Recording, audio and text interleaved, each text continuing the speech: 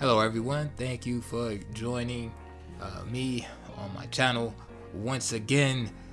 Today's discussion is going to be about the late great R&B singer Teddy Pendergrass, who was a hit singer in the 70s with Melvin in the Bluenotes for you older people, and he also wind up having hits of its own. Some of the songs might include Turn Off the Lights, right? For some of you old school R&B fans out there, Love TKO. Go ahead, look them up on YouTube. Close the Door, right? Some old timers might call it baby making music, if you will, right? That was Teddy Pendergrass solo jams right there. Some of them. Some of the stuff with Melvin in the Bluenotes, those songs like I Miss You, right? Bad Luck, a few other songs. So you might say, why is, what do you got to say about Teddy Pendergrass that we already don't know? I want to talk about his accident, right, that caused him to be paralyzed, and I want to dig a little deeper, right? And I want to pursue the idea that this might have been an attempted hit on Teddy Pendergrass and not just an accident, and I'll try to explain why. So I know there's a lot of young people out there, so let me just go through Teddy Pendergrass and who he was real quick. So he was one of the leading R&B singers in the 70s, right? He had a lot of charisma. He exuded sexuality, and he was loved by both men and women. He would cause women to faint in the audience, right? Throw their panties and bras on the stage, right? He had this real strong masculine voice, right? He wore like a rough beard, right? He had just that that manliness about him, and he was loved by both men and women because the women loved him because he had that manly, real overtly sexual vibe about him, and the dudes liked him, right? Like my parents, like my dad, because he would get the women in the mood. So it was like he was good for dudes because if we played Teddy was like Viagra before Viagra came out. He would set everything up for you, right? So that's why the dudes like Teddy. Of course, he had good songs, so the women actually liked Teddy, and the dudes like what Teddy could do for them. All right, so he was one of the leading R&B singers in the 70s, highly successful, right? And he had 4 platinum albums, and then unfortunately in 1982 he was paralyzed in a car accident. All right, so and this happened in March 1982. He was driving a Rolls Royce, all right, in Philadelphia, when the brakes failed. And that's the key phrase, the brakes failed. Now, you would say, hey, the brakes could fail on any, on any car, right? It's possible, all right? But as we will see, this is not the first time the brakes failed. Now, I don't know about you, but I've driven for many years. I've never had the brakes just fail. And then what are the odds of you having a car like a Rolls Royce and the brakes failing? And then also, what are the odds of you having multiple cars in your lifetime where the brakes fail? Of course, such things are possible. That's why I said, what are the odds? The odds are really, really low. And when we start to use Occam's razor of what's the most likely scenario to occur, then things become a bit fishy. So of course, this accident was overshadowed by the controversy that erupted when the public found out who was actually in the car with Teddy Pendergrass. It was his passenger, whose name was Tanika Watson, who was uninjured. The thing about it was that Tanika Watson was actually a transsexual drag queen, all right, originally named John Watson, all right, and so her relationship with Teddy has always been the subject of speculation, right? Was it sexual relationship? Did he like transsexuals? Did he even know? Now, I know Tanika Watson wound up going on Oprah Winfrey show and saying that she doubt that Teddy knew about her sexuality, so that they weren't doing anything. But you could take that with a grain of salt, right? She could just be trying to cover up for Teddy, or just show respect to someone that is passed away. All right, so again, that's how I choose to look at it. And again, it doesn't matter. Like, I don't care what he was doing, and I actually think it's more of a distraction to what actually happened. Okay, so let's get into why I think this may have been some kind of hit on Mr. Pendergrass here. So before getting into that, it's important to talk about something that goes on in the music industry, and that has been going on for many years, and that is the breaking up of groups and selecting the most talented, or the artist with the most potential in the group, and setting them up for solo careers. So this is what happened with Harold Melvin and the Bluenotes, and I'll get into that. But it also happened with groups like the Commodores, for example. And what do I mean? Well, for instance, in the Commodores, you had Lionel Richie, who was the man in that group. When you think of the Commodores, and again, you young people, you're gonna have to look up some of these songs, but when you think of the Commodores, you think of all the hits. You think of Easy, right? Easy Like Sunday Morning, 3 Times a Lady,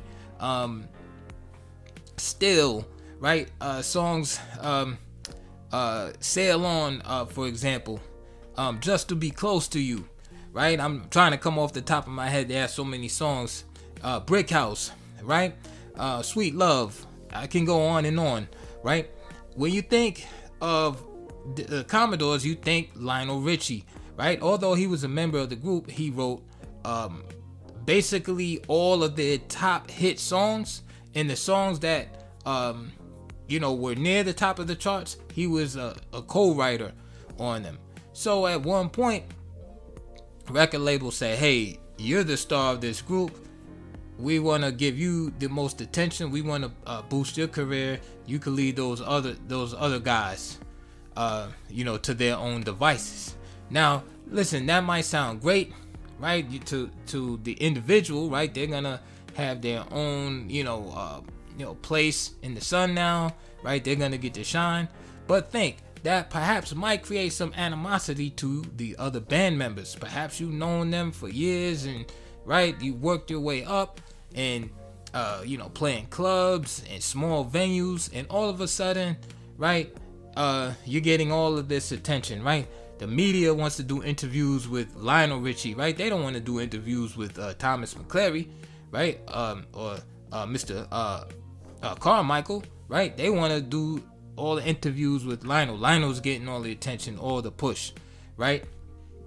He's starting to, save his songs for his upcoming solo project, etc., right? And a lot of times this creates animosity, and this could lead to some interesting circumstances, right? Jealousy and rifts and things like that. So let's go back to Harold Melvin and the Bluenotes. Okay, now a lot of people, right, who are not big R&B fans or old school R&B fans, they might not know that Teddy Pendergrass was once a member of Harold Melvin and the Bluenotes. So how did Teddy Pendergrass get in this group? Well, right when he was young, right, played drums in high school, right, and like many singers of that era, like 60s, 50s, from that time period, 40s, most of the black singers came from out of the church, right? They had that background, right? That's when, right, the black people went to church, and church was like the major religious and political institution that that black people attended, right? All the great singers, Al Green, Aretha Franklin, Whitney Houston, right? They all had these tremendous voices, trained from early ages, from an early age, by growing up in the church, singing those old gospel songs. So by the time they were discovered by record labels, they were they were already, more than halfway there, right? They just needed a place to record, and some good songs to sing. And these singers like Patti LaBelle, and I mean the list goes on and on. If you're young, go back and listen to some of these old school singers. They could sing, right? Even listen to Sylvester and the Weather Girls song "You Are My Friend." Listen to those women sing. Like you're being cheated nowadays. Like I can say that. I mean, not hating on today's music, but you're being cheated. Go back and compare for yourself. But anyway, so Pendergrass grew up, he's in Philadelphia, and he's playing drums for several different bands, trying to make his name. All right. So in 1970, Teddy Pendergrass is spotted by Harold Melvin, who is the founder of Harold Melvin and the Bluenotes. So he convinced Pendergrass to play the drums in the group. Now check this out. This is how fate works, right? A divine providence, whatever you want to call it, right? God's will, whatever name you want to put on it. So while they're playing, right, Pendergrass is on drums now. But while they're playing the song, Pendergrass begins singing along, and Melvin heard Teddy's vocals. He was like, "Yo, this dude can sing," right? And just like that, he made him the lead singer. Okay? Now, note that before Teddy Pendergrass joined this group, the Bluenotes weren't going anywhere fast, right? They were just like another group, right? They didn't have that voice, all right? Once Teddy became the lead singer, boom. Next thing you know, they get a record deal with a record company in Philadelphia. I think it was Philly International, okay? And this began the career for Teddy Pendergrass, right? And blew up Harold Melvin and the Bluenotes, right? And those of you know anything about Philly music history, some famous writers that wrote a lot of those songs were Gamble and Huff, right? There ain't no stopping us now. I'm sorry, that's McFadden and Whitehead. Sorry about that. But the Philly sound, Gamble and Huff, they wrote many songs, right? And that basically set the foundation of what was to come. So now, if you mix the idea that, okay, Harold Melvin is, feels like, hey, I found this guy, right? He was just a drummer. I'm the one that put him on, right? I want you to follow me, right? So Harold Melvin's like, hey, I found this guy. I discovered him. I gave him his opportunity. And now he's the man now. So, of course, this is 1970, 71 around the time. So, right, they have, the first hit single, I think, is I Miss You, right? Now, again, divine providence or fate. So, the song I Miss You, right, great song, was originally written for the Dells, but the group passed on it for whatever reason, right? So, that's how Teddy Pendergrass wound up singing it with Harold Melvin in the Bluenotes. So, of course, the song blew up. Then they come out with If You Don't Know Me By Now. Again, so now they are, just on top of the world, right? The Love I Lost comes out. I remember that song was in one of the Friday movies. And so they're doing their thing. They're blowing up. Okay. Now, here's the issue, and it always comes up in every group, right? Money. Okay. So although, the face of the group is Teddy Pendergrass, guess who's getting paid? Guess who's getting the money? Harold Melvin. Okay, so Teddy Pendergrass is the man, right? He's getting the, the women, women are going crazy. He's getting everything but the money, right? He even suggested at one time that the group be called Teddy Pendergrass in the Bluenotes because the women thought he was Harold Melvin, right? They would go up to Teddy thinking he must be Harold Melvin, right? He's the leader of the group. So of course they have a dispute over financial issues. Okay, so that's about 1975, so 5 years in. Okay, so eventually Teddy Pendergrass decides, you know what, I'm out of here. I'm gonna leave the group.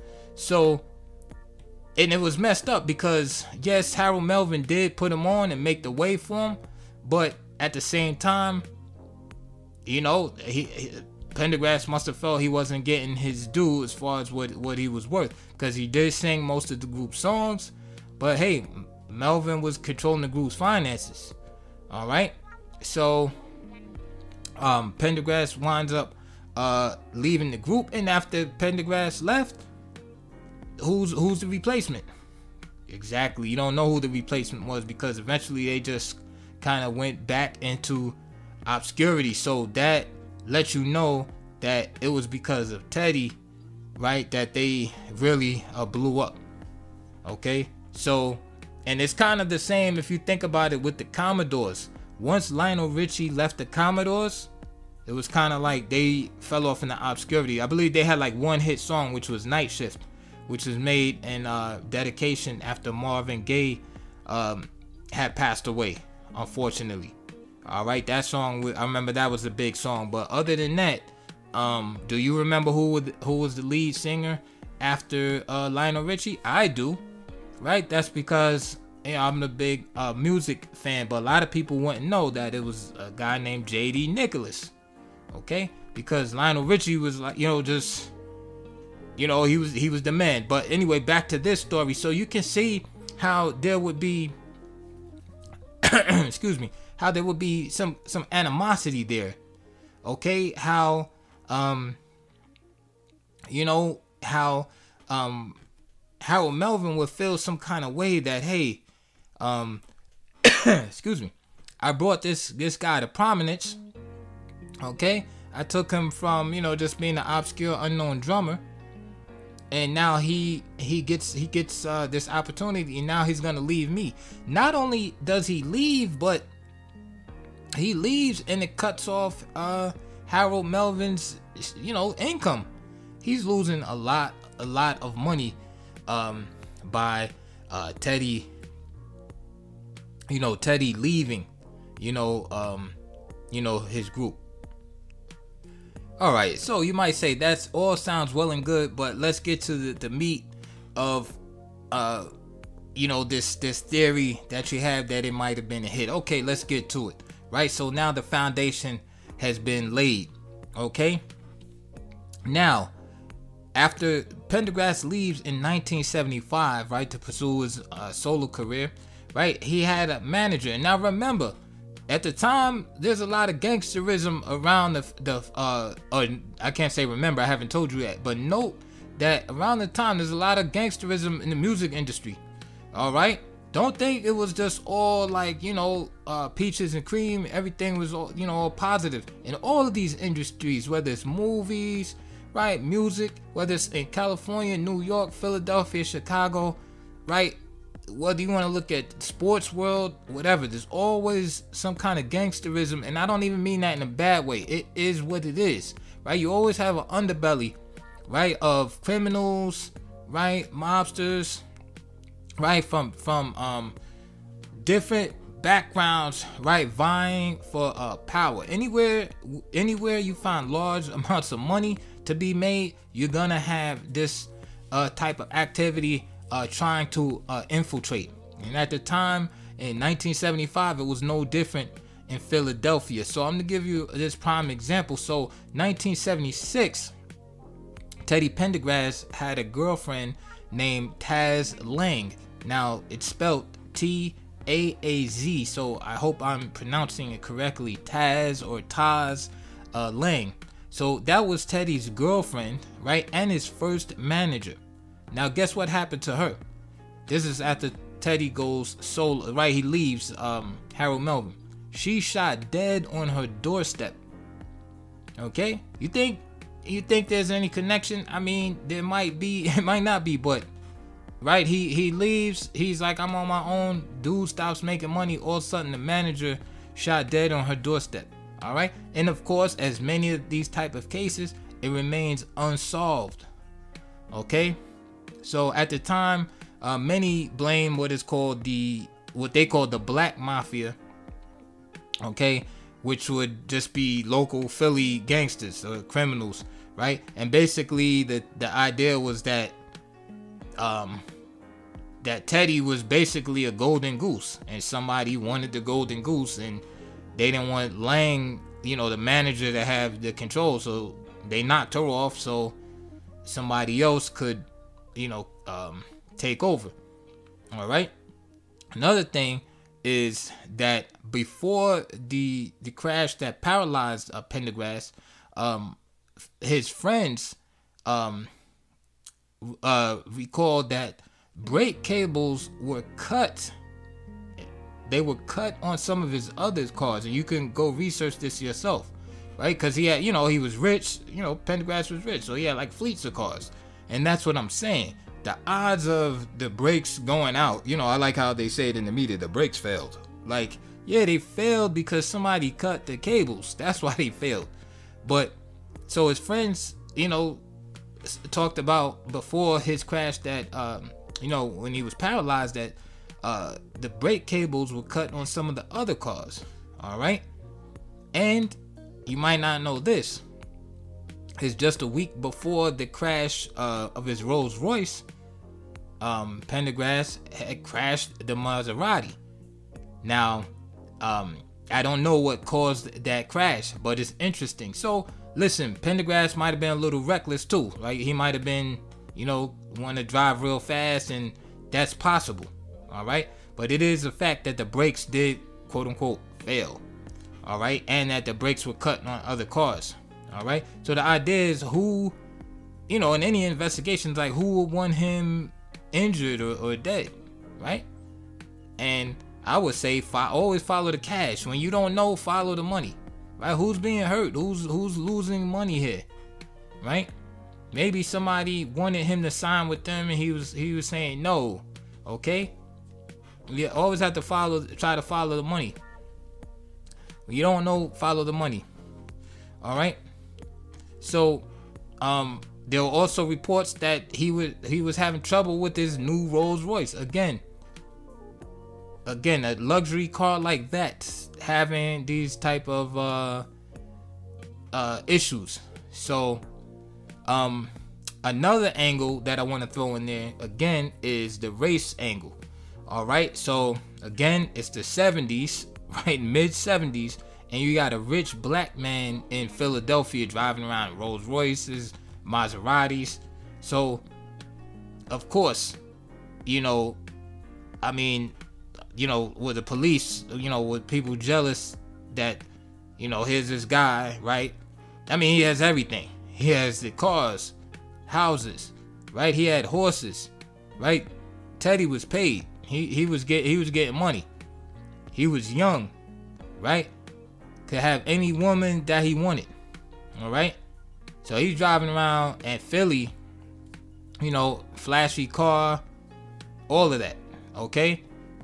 Here's another tidbit for you. At the time of the accident, right, and I'm talking about the one that he was paralyzed in, he was suing the police for $500,000, the Philadelphia Police Department, for harassment. Because again, they would, sweat him. Like pull, he's driving the Rolls Royce, just pull him over. He's driving Maserati, just pull him over. He shouldn't have that. So that's another angle, right? Again, did the police have something to do with it, right? Or did they just look the other way? Maybe he would report that, hey, somebody's cutting my brakes, and maybe they, did like a sham investigation, didn't really look into it. They didn't care. All right. So those are interesting ways to look at it. Now, Teddy Pendergrass himself suspected that the accident was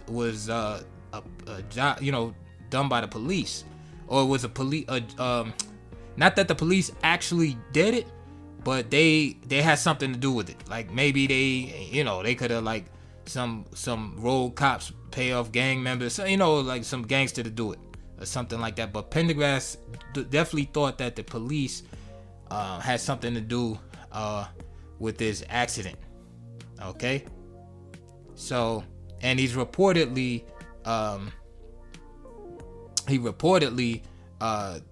when he was paralyzed in the accident, he reportedly asked the person that was with him, Tanika Watson, not to leave him alone, saying, "Don't let them hurt me." So he was obviously worrying about the police doing something to him, when they arrived on the scene or whatever, like that. So all of that stuff is pretty interesting as far as I'm concerned, and I just find it interesting that more hasn't been said about that, and about that angle, that it might have been it might have been a hit. I mean, that's definitely the way I feel about it, after all of these years, because the brake lines being cut, and just the circumstances, him leaving Harold Melvin, the problems with the police in Philadelphia, and just him being larger than life. And we see this same story over and over, don't we? Right? That crabs in the barrel mindset, that, hey, this guy is shining, we can't stand it, and we got to bring him down somehow. And if we can't bring him down, we got to kill the guy. Right? And it seems, unfortunately, that something along those lines happened with the late great Teddy Pendergrass. The final angle is that, also being an entertainer, Teddy, of course, had many women, and these women weren't just fans, but just other entertainers' wives. So, for example, he was seeing Marvin Gaye's wife at one time, Janice Gaye. And so, how do I know that? Well, you will have to read her memoir. Okay, but in her memoir, she talks about, and look that up, Janice Gaye. But in her memoir, she talks about snorting cocaine with Teddy Pendergrass on a date night while Marvin Gaye was stalking them. Okay, so that's just one example of how the stakes can be raised, right? You're messing with somebody's wife, all right, and you super rich, super powerful. It's kind of like, jealousy. So what I'm trying to say is that I believe that Pendergrass was definitely set up, and that, of course, he probably was supposed to die as a result of that, but he didn't. And whoever was responsible just probably felt that him being a quadriplegic for the rest of his life was enough, if not worse, than being dead itself, right? So the one angle you have is, again, right, the Harold Melvin, right, who lost a lot when Teddy left, right? Other angle, like I said, is the, you know, sleeping around, etc., etc., right? Different people's wives, things like that, right? Just you know, being a Ray J of the 70s, if you will. And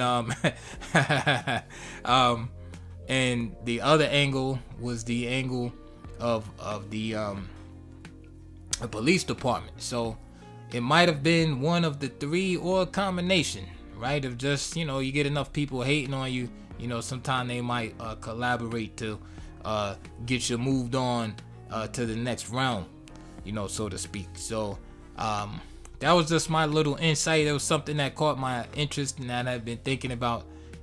Didn't know quite how to present it, so I just decided to talk about it with you. So I hope you enjoyed that video. Like, subscribe, all that stuff as usual. But more important, I want to hear your comments below. What do you think and what do you know? Especially if you're from Philly and you're older. If you're like an older person, you know, like older than me, like maybe my parents' age, you know, like 70s and stuff like that, and you were around Philly at that time, and you know, maybe knew Teddy Pendergrass or somebody from his circle, or, you know, stories or whatever, or you have any insight on the music industry in Philly or anywhere else at that time, get in those comments below and share it. You know, I would love to hear your stories and insight, because my insight is just purely based on research and you know, and some speculation. But I would love to hear people that actually lived during that time, maybe sang in groups, etc., can testify to some of the gangsterism that went on behind the scenes back in the days, and just you know, add more to this story. One thing that I do not believe is just that narrative that he was just driving and, you know, whatever, he lost control and crashed and just unfortunate accident. Do I believe it's an accident? No, I do not. All right. So anyway, go listen to some Teddy Pendergrass, right? Another thing I want to know too, do you like Teddy Pendergrass solo stuff better than Harold Melvin and the Bluenotes stuff? Or do you like Harold Melvin and the Bluenotes stuff better? Personally, I like the solo stuff by Teddy. And also, if you have a favorite song that Teddy sings, let me know. So I'll let you know my favorite Teddy song is Turn Out the Lights. All right, so let me know yours and other ideas that you may have in the comments below. And I will see you guys on the next video.